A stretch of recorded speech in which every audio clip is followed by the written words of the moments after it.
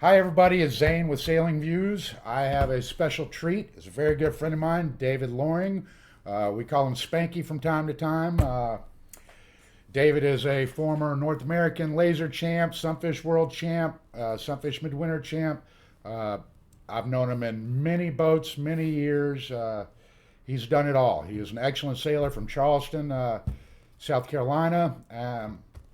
I don't know what else to say. I can't give him enough praises. But here he is, David Loring, everybody. How you doing, Dave? I'm good. Zane and I go way back. I have lots of stories about Zane. So if anybody watches this, just ping me. I've got a ton of stories about vans and drinking and laser sailing. There's so many stories I have about Zane. No. Just send them my way. I got it. So I'll make sure I do not put your email address in the description. All right. So, Dave, I know roughly what you're doing, but I know you've been just raising kids and doing things like that lately. Give us a quick rundown on the kids and what you've got going on with that, and being a coaching father and a sailing father. How's that going for you? So I have three girls, no boys. I got one getting ready to go to college. I got one that just started driving a car. And Uh-oh. then I've got a 14-year-old who's awesome. They all love sailing, which has been a blessing to me. So I spend a lot of my time on the water with them. I found I enjoy coaching them and watching them sail more than I like sailing myself. I think a lot of the people we spend so much time sailing as our younger selves that we've done it all. You've been out there and done it, and seeing your kids do it is awesome, and watching them grow and roll their eyes at you and tell you don't know what you're talking about, and Uh-huh. those types of things. I've had a lot of fun with watching them learn and not listen to me, and then come back, and the next time around they actually do it, but they don't tell you that you taught them how to do that. Yeah. So having a lot of fun watching them sail, and it's great. I've enjoyed it, and I'm glad all three of them love the sailing sport. I think they'll do it for life, so it's gonna be fun. All right. Well, good for you, man. That's great. All right. So on to sailing. I know your dad, and I know your family was very big into getting you sailing. Beyond that, because everybody says, "Yeah, my dad did it." Beyond your dad, who were some of your early influences? Who helped you? Who coached you? Who got you where you are now? I think a weird part of my when you think of sailors, I'm not saying lake sailors are weird, but I mean you think of the Well, Melgus you are, family but and everybody else. I mean, I grew up on a lake, so yeah. a small lake in Columbia, and there was a couple good sailors there. My dad was a huge influence on me for the most part, but Robbie Wilkins was a coach of mine for a really long time out of Columbia. Um, I quickly wanted to move to the ocean. I'd never understood why my dad kind of settled from Rhode Island to a lake in Columbia, South Carolina. I have no idea why, but he had a passion for the ocean. So we were down in Charleston all the time. And he had a lot of respect for a couple of sailors here, a guy named Lenny Krawchak and Randall Swan, which Yeah. Randall was a big laser sailor. Basically was the found like him and gosh, I'm gonna lose some names. It was Randall and big sunfish sailor, laser guy. Why am I losing his name? They basically were the first ones to sail lasers. There was like three of them here in Charleston, Hmm. and my dad was just so close related to like the beginning of laser sailing here in Charleston with Randall and that crowd. Gosh, I can't believe I'm blowing a blank on the name. I'll come during this interview. I'm gonna come up. He's a phenomenal guy. We respect the hell out of him. We all love him as a sunfish and laser guy. He was a godfather of the class. But so those were the people. Lenny, Randall. I remember being down here in Charleston when I first started sailing lasers. I was at the yacht club I'm a member of now, James Island, and a big storm came up. They sent everybody into the on the beach. It was blowing like 25 to 30. Everybody came in. We're all hunkered down, and Randall rigged up his laser and went out. and we were all at the yacht club watching him in Yeah. like 25 to 30 sail this laser around, and I was just in awe. I was like, I wanted to be this guy. Yeah, I you're wanted waiting for everything to blow up, and he's just zipping around like it's nothing. just Yeah, zipping around, and I'll never forget the first time I beat him. It was one of those things like, wow, holy crap, I just beat Randall Swan. So he was just somebody that in the single-handed world. He was also a phenomenal sunfish sailor too. yeah, So I think Randall's who in the end, I really was like, I want to be like Randall. I want to be a good sunfish sailor and a big laser sailor. He was built about like me. yeah. So I kind of hooked on to Randall, and he was great. So, Well, I know the family, the Swan family's huge up there. yep. All right. So when did you think you were good? I mean, did it suddenly click, or did you Oh, just I know from when the it happened. beginning, or You were there. yeah, I remember doing really well in some pre-Olympic regattas. So we were all getting. Zane was a big part of this. It was like everybody and their mother. All of a sudden, the Olympics and laser gets added. I don't even know how many people came, Zane, but it was in hordes. It went from like laser regattas with 30 to laser regattas with 100 boats. It was like everybody and their mother hopped in the laser once it was the Olympic class. yeah, And it was crazy. And there was a couple like medium to light air regattas down in Savannah where the Olympics were going to be. And I won one of them. yeah, And I was like, I had idols that were a little bit older than me. I mean, Andy Lovell was one of those guys, just a little bit older than me, that I was like, holy shit, I just beat Andy Lovell. yeah, And I was like, well, maybe I got a shot at this, right? I was small, I was tiny. Y'all called me the pinner. yeah, I wasn't even a pinner at the time. Y'all didn't even know me. But I remember I came home to my dad and I was like, look, I think I have a shot at this. I'm so busy with school, and I don't have any money. Can I get a new laser? I was poor, right? I had an old uh-huh, shitty boat, and my dad was like, yes, you got to get this out. I was like, Dad, if I never do it, I'm going to regret it for life. And he was like, you know what? Let's do a little fundraiser. Let's get you a boat. And I was like, what I want to do is I want to go to Canada. And there's this guy named Rod Davies. He's my size. And yeah, Rod was like just my size. He was like winning in heavy air. I'm like, this guy can do it. Like he's my size. So I was like, here's what I want to do. I want to go to Canada and I'm going to find Rod and I want to sail the summer with him. Just give me a summer. Let's fundraise and give me a summer. And I went up to Canada and in a bar, I tripped over Rod and Ray Davies. Like it was like made to be. I had a tent at the yacht club there, and I tripped over these guys. They were drinking Labatt's. I remember it was the yeah. first time I had a Labatt's beer, and they were like, "Hey, come join us for a sail." And You're I like, was like, ah, "Oh that's yeah, who I came to this find. is what Yeah, I came here for," And fortunately, I mean, Zane knows me well enough. I grew up on a lake, right? And yeah, it was light, and it was light that day. It was like 5 to 6, and I blew them away. Like I was by far the fastest guy out there, and Zane's a light air sailor too. And those guys were like, "Hey, man, you should come back out here." And I'm like, "Well, maybe I got something that I could help them out with, and yeah, then Rod could help me sail in heavy air." yeah. And I started to learn, hey, you got to freaking work out a lot, and you got to run and work out and put money, put beef on, and that was it. That was kind of that summer, and I wound up winning the North Americans, late that summer, which was a big deal. Yeah. Obviously, there was 146 boats, and it was a big regatta for me, and it was kind of a breakthrough regatta for me and my confidence on, hey, I can hang here. I remember that regatta. You and I were actually staying together at the same house going Yeah, in the last day. I remember you couldn't sleep. You were nervous as you were nervous as could be. I remember just going, "You got this. You're all right. You're fast. It's gonna be light air. You're gonna be good." That yeah. was a pretty good event for me. I won a couple races and Now, did pretty me, well. you, and Hardesty and a couple of guys went to an IHOP that evening. Yeah. Yep. And I ate now after this. I ate pasta at an IHOP. Yeah. The good days. We were carbo loading, trying to get ready to beef up and hike and whatever we could do. Yeah, You know, yeah, yeah. good You memory. ended up winning a boat that regatta. You won that North Americans. They gave away a boat, and like I say, you have always been the guy that wins the right regatta. Wins. You peak at all the right times. Every time you touch something, it seems to turn to gold. Uh, I never believe it. The winning that North Americans, you won a brand new boat, which you had just raised a bunch of money and bought a new boat. So I'm very jelly. Yeah. Yeah. All right. So What do you do for a living? I mean, you're not in the sailing industry, so what do you do for a living?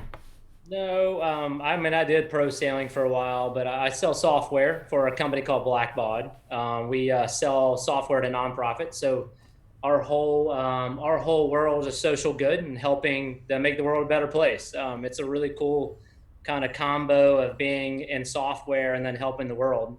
U.S. Sailing is a Yeah. client of ours. Oh, very good. They use our CRM fundraising solution called Razor's Edge. All right. So it's really been, I joined there like 20 years ago and have loved it. You know, organizations like Wounded Warrior Sailing and US Sailing. We have just tons and tons of awesome clients like St. Jude and the Nature Conservancy and places that have a lot of passion for. So we help them raise money and track expenses and things like that. So the company's called Blackbaud, and it kind of mixed into selling software and doing something good in the world. So it's a really cool place. My CEO, Mike Giannoni, he's a sailor as well. He used to sail E-Scows a long time ago. Him and I have become pretty good friends, and he just bought a pretty big 62-foot Veneto that seeing him get out and sail all the time has been pretty awesome. So I've got a leader who loves and has a big passion for sailing, and was actually for Charleston Race Week, which a bummer, it got canceled, had all the Wounded Warrior sailors going to go join him on the boat Yeah. during Charleston Race Week. So I get a lot of feel good out of my job. So it's just cool. It's Yeah. been nice. Very good. All right. So now here's a slightly trickier question. What's your favorite boat and why? Oh God, that's hard. Favorite boat right now is definitely the Wasp. The Wasp, huh? Not the Moth, which you've got No, a Wasp. All yeah. right. So I love the Wasp. I love the Moth. The Moth is such a ginormous, awesome machine. But it's really hard for somebody like me who sails some and who's not an engineer. And you know me well enough. I don't keep the best boat. I'm just not a boat guy. I'd rather just go sailing. I'd rather sail more and do less boat work. Yeah. And the Moth just took so much boat work. I wasn't really awesome at keeping the Moth up, where the Wasp is very simple. You get the same feeling. You don't go quite as fast, but it's one design. We can foil tack, we can foil jibe. It's the same foiling game for Just, like a fraction of the cost. yeah. I love the boat. We went out yesterday. All my kids are into it. They all go up and sail it. It's just simple. Really like it a lot. All right. Well, great. All right. So I know you're from Charleston, but what's your favorite place to sail? Definitely from Charleston. Well, I know it's your backyard, so that's an easy one for you. But I mean, you've traveled all over the world. You've sailed everywhere. Come on, there's got to be a someplace better than Charleston, huh? Or is that it? I don't know. I love Charleston. San Francisco Bay is obviously a phenomenal place to sail. Yeah. San Francisco's awesome. I love the ocean, so anywhere, San Diego, off out in front. Even down in Florida, you get off the front of Sarasota and those type of places. I like open ocean a lot. I love sailing lasers in open ocean. I love the waves. I love lasers and sunfish. Curacao, Sunfish Worlds in Curacao, Yeah. badass place to sail. We were sailing in 25 to 30 and 10 to 12 foot seas. Yeah. I remember Laser Worlds in the Canary Islands was similar, where it was just ginormous waves. You catch a wave and you ride it all the way to leeward mark. So I like big wave sailing. I'm a surfer too, so a lot of any open ocean type stuff for me is, if you can get to the ocean quickly, it's an awesome spot. Wrightsville Beach is like that off North Carolina. You can get out to the ocean really quickly. So I love Wrightsville. Charleston, that's unfortunate about Charleston. It's hard to get to the open ocean, so you're sailing a lot in the harbor. Yeah. And I know people get frustrated with our tides and stuff, but for like wasping, Yeah. it's blowing 10 to 15 every day. It's pretty damn flat. It's pretty awesome for foiling. It's an Yeah. awesome foiling venue. All right. Yeah, I was looking forward to World Championships offshore in Charleston. I tell you, a weird spot I really like, and all the Mothies are gonna laugh at this, is I love Key Largo. There's a place called Button Hook Bay, and it's Key Largo. I think it might be Sailing Club. I gotta name the name of it, but it's on the backside of Key Largo, and there's this huge bay, and it's flat water. It rips a lot down there, and while you're foiling, you can see the bottom the whole time. It's only like 10 to 12 foot deep. and it is an awesome place to sail. A cool yacht club, really laid back. It's sand. I think they actually have sand inside the yacht club, and the people are so friendly and nice. That place is, as a yacht club sailing venue, the Key Largo place is one of my favorites. I've so much enjoyed it down there. We've had so much good times. All right, that's great. All right, so where do you see sailing going in the future? What's going to happen in the future? Wow, this whole COVID thing is something special. I don't, I hope we all, I'm a single-handed sailor, so I feel like, why not? Why can't we go out and sail and race single-handed boats? That's Yeah. social distancing. It's like surfing, right? It's perfect. Yeah, I but mean, we don't really, you know us. We'd be sitting around in a parking lot yakking 3 feet away from each other, hugging each other. So the problem is the social side of it. But yeah, shit, we could go out and sailing all the time, right? Maybe we get a little close to each other around mark roundings, but on the Wasp we don't. On the foilers we're pretty far apart normally. yeah, But I hope this thing gets over with. But I think our social atmosphere, for at least the time being, is going to go down a lot. But I hope we get regattas going again to where we just don't socially meet.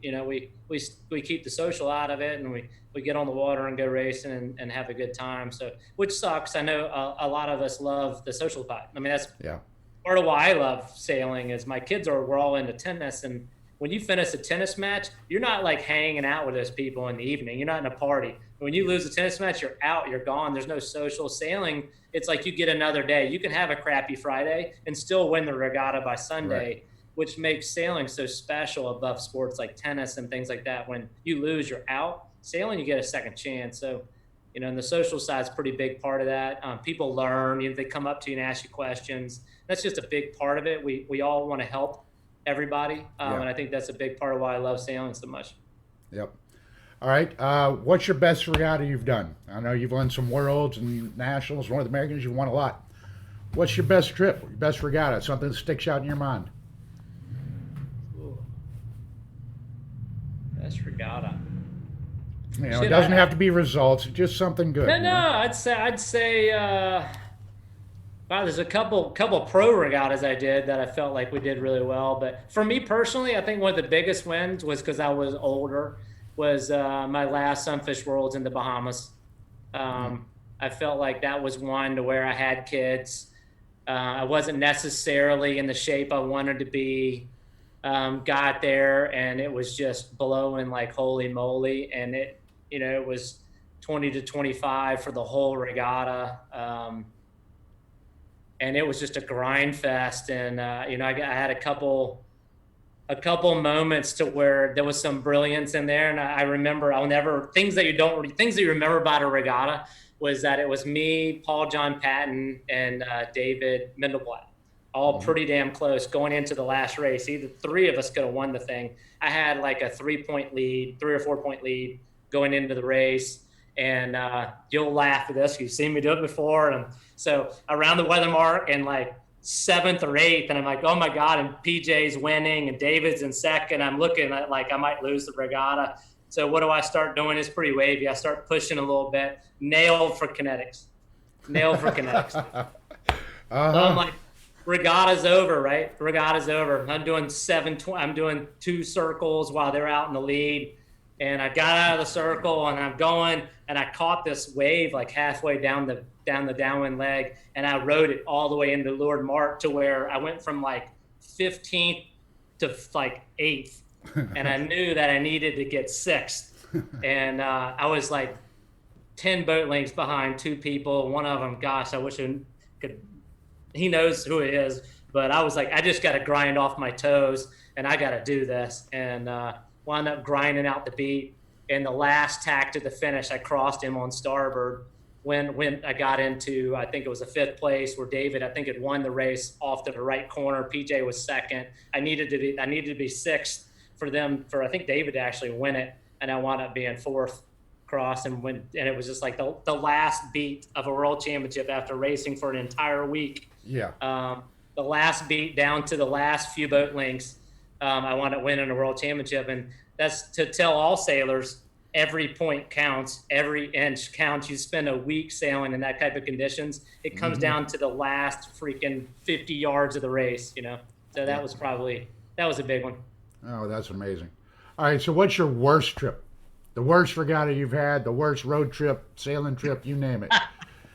A It horrible might one. have been a recent. It might have been a recent one actually. Uh, uh, well, lay it on me. What is it? Come on, everybody wants to know. I'm trying to think of some worse ones. There's been some bad ones with breakdowns and things like that. A lot of moth regattas where I broke down or broke a mast. Yeah, didn't you go to Australia and break everything and not really get to sail? Australia, we broke a lot of stuff. It's one of those things where I think I had a bad regatta in Australia, but Bora got run over by a motorboat. Oh, so, God. and he Yeah. was supposed to win the regatta, right? And he wound up getting run over by. He's the America's Cup guy at Australia. Anyways, Bora's out practicing and gets run over by one of the chase boats following around.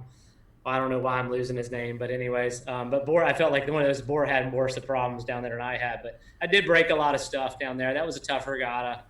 But when I remembered, and I remember a lot about it, it was awesome though. It wasn't like, I don't think I have a horrific memory of that one. It was a pretty insane regatta is what that was. And watching the guy from New Zealand, just badass, just win it all. Slingsby or I don't know.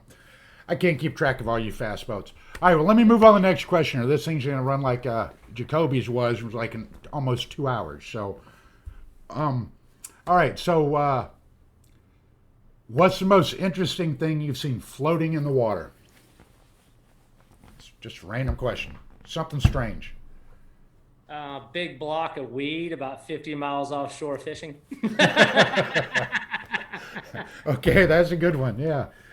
I know you, and I'm sure you called the Coast Guard and reported it instantly. So, uh, all right. Never seen a dead body. Yeah, yeah. We on these foiling boats, we smoke a lot of fish. Killed a lot of menhaden. I smoked those cormorants. I killed a cormorant one time on the moth. Bear hit it sucked. We were all sad about it, but we think he hit a manatee down in the Keys. It ripped his whole foil off. Oh, God, that's not good. Some sharks down in the Keys, foiling. But yeah, I would say fishing, more of that big bale of weed, which you would have loved. Just kidding. Remember, I gave that up a long, long time ago.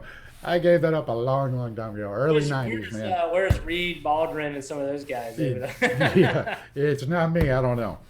All right, so what's your best role on a boat? What's your best job? Tactician for sure. I've always been good tactically. I think that's if I had a strength in the world of sailing, it's tactics for sure. Never been the fastest guy. I'm usually pretty smart on the water. I attribute that to my father. He was, everybody called him seat of the pants, tactical guy. He taught me how to read shifts and winds when I was really young. I think it helps to grow up on a lake. You take that lake skill that you can't grind it out. You can't meathead out on a lake, right? It's all mental. So you take that, all that lake sailing as a youth, and then you go and you get pretty strong and you start to enjoy heavy winds, and then you can play the same patterns in a big breeze. And that's a combination lake sailors get that ocean sailors don't. So definitely tactician is my best spot on a boat. I'm not a great trimmer. I'm not great with, sail shapes. I'm okay. I can do, but you got Patrick Wilson maybe coming on Friday. You want to talk to somebody who's just badass at sail shape and setting up a boat. With Pat setting up a boat and a pretty good driver and me doing tactics, that's a hell of a crew right there. And that's what I'm trying to put together. You just have to answer correctly. Answer the phone when I call. Yeah, Pat's probably, to me, he's a rocket scientist at sail shapes. Max Skelly was like that. Yeah, Skell dog, man. Yep. Skelly could look up a mast and set a boat up like no other. Yep. Patrick's like that. You've got those guys that have that skill at sail shapes. And that's a different skill set than I got. I'm much more of a seat of the pants. I'm much more of a seat of puffs and what it's doing. Yeah. I'm more that guy. I'm a big fleeter. The bigger the fleet, the better I like it. The more boats around, the more I like it. All right. So do you consider yourself aggressive or conservative? And while you do that, I'm going to grab something that you're going to like to see. But answer this question. Do you consider yourself aggressive or conservative while sailing? All right. I'll wait till you come back, but All right, go ahead, go ahead. I got something for you that I'll show you here in a minute, but go ahead. I am an aggressive person. There's no doubt about it. I'm extremely competitive. It doesn't matter. At work, I'm the same way. People look at me and they're like, whoa. I'm aggressive at sailing. There's no doubt about it. Yeah, I would say I'm aggressive. There's no Yeah. doubt. I would agree with that. So against you, and with you and against you enough to know that we're both kind of the same way. All right, what's I was going to ask you your best maneuver, but I think I've already heard that. All right, what's your favorite project or program you've been involved with? You know, sailing program. What's the best project you've done? Wow, a sailing program, like as far as like pro work and everything else, would be Bruno Pasquinelli, for certain Bruno. Awesome guy. When I started on his boat, I'm not gonna I'm gonna give him a little hard time. He could barely sail a boat around the course. I mean, we were going to the point where it was like Bruno, you know, up, down. I mean, very basic sailing, but a really talented sailor. You could tell that when he would just absorb stuff. He was one of those guys that just focused. He was absorbed. He was calm. Never really got overexcited. I'd say the boat got more excited than he did, and very methodical about it. Very much like, I just want to get better. I want to learn from you guys. Shoot, I don't know how long I sailed with Bruno, but you know, it got to the point where, you know, we got Patrick on board. That was the beginning of Patrick sailing. Like, that really was Wilson's first pro gig. Yeah. And it was me and Bruno and Patrick became kind of Bruno's boat guy, which Patrick's awesome at boat bottoms and sail shape. So then you got Bruno, who were getting a little better at driving. And as we got him better at driving, you got Patrick learning sail shapes and doing the bottoms right. We just became, it was amazing to watch Bruno become so much better of a sailor really quick. I got one of the most funny stories, and this is about all my fault, but this is a great one, and Bruno's going to laugh when he hears it. And by the way, Bruno's a phenomenal sailor. Shit, what did he finish? Like top 4 in the worlds, at J70 Worlds in Spain? Something like that. He did well. That's all I know. So Bruno's come like a long way, and there's no doubt about it. Like, you know, he outgrew us, right? He's a great driver now. He could drive any boat. You know, sometimes people as pros think like, oh, it's Bruno or something like that. Bruno's probably one of the best drivers in a J70 there is, and so is Joel. And these are guys that could barely really drive a boat around the course. But I promise you, if I'm on a boat, Bruno's a better driver than I am. He's been how many thousands of hours does Bruno have on a J70? And the pros got to get used to that a little bit. Like, I'm not a better driver than Bruno Pasquinelli in a J70. He's put thousands of hours on that tiller. So we got to, as pros, get a little used to that. You got some freaking good drivers out there that that are awesome. But anyway, so I got this great story. So we're in J80 Worlds in Newport, Rhode Island. Bruno and them are going to laugh like shit. It's me, Bruno,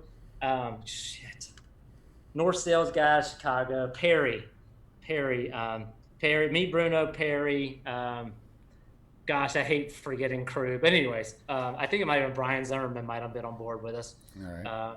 So we're struggling, but we're having a pretty decent regatta, like top 15, and we're like, Bruno, you know, it's time to put on the big pants. Let's stop starting in the middle. We're gonna go start up here in the committee boat, and it's a big committee boat favor. And we're coming in. I see a hole. I'm like, oh, there's a fucking hole. There's a hole in here, you know. And I'm like, Bruno, drive it on into this hole. So we drive into the hole, and the boat to weather of us has this main out. It's blowing like 25 to 30, dude, like ripping. Bruno hooks his weather shroud on the boom. On the boom. We're at the committee boat, and we're going about 5 or 6 knots in a J80. We send this guy into a spin towards the committee boat. He crashes into this boat. I can only envision the mayhem. There's chaos. I mean, there is mayhem. I don't even want to describe. Bruno's probably gonna get sued because I'm talking about this, because there was so much carnage. But we start to sail off, and we're like, oh, we got to do a circle. But the committee boats like cancel the race, And it is literally Wow. like we tack, and we're like luffing our sails. And it is like 2 minutes later, Zane, all I hear is this. 2 minutes later, boats are still like hitting each other. Still It's piled up. It's a gnarly mess. Bruno's like, he's got his head down. I'm like, just sail away, dude. Just sail away. Just don't go back. Yeah.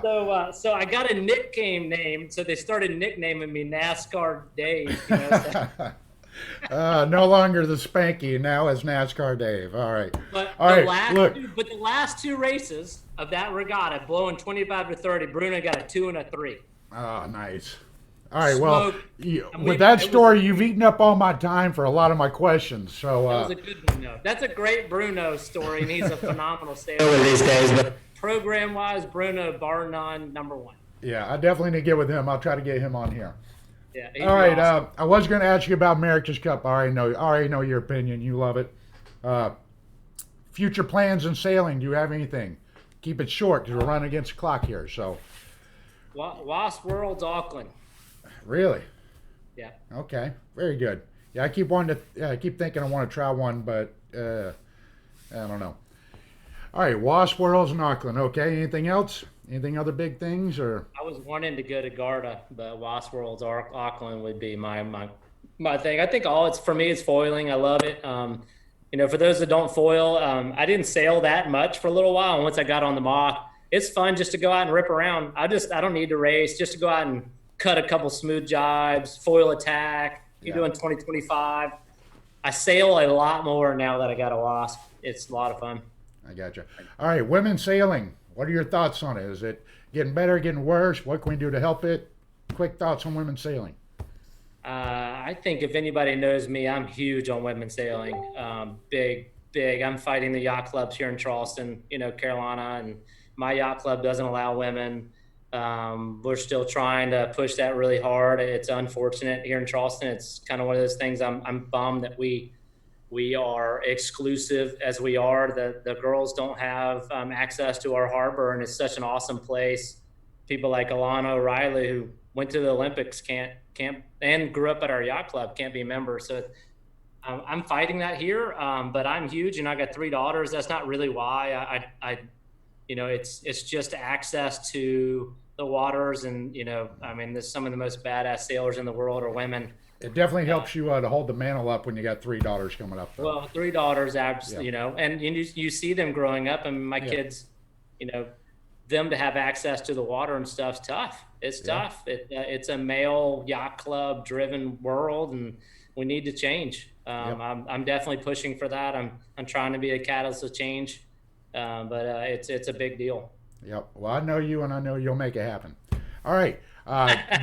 Best advice for new people to sailing. How do they get into it? What's the best thing you can tell them? A quick little blurb. What can new people do? I think if you like the water, sailing just gets you there. So, half of it's just being out on the water. If you want to race. If you want to sail around. Racing's a lot of fun. You don't have to win.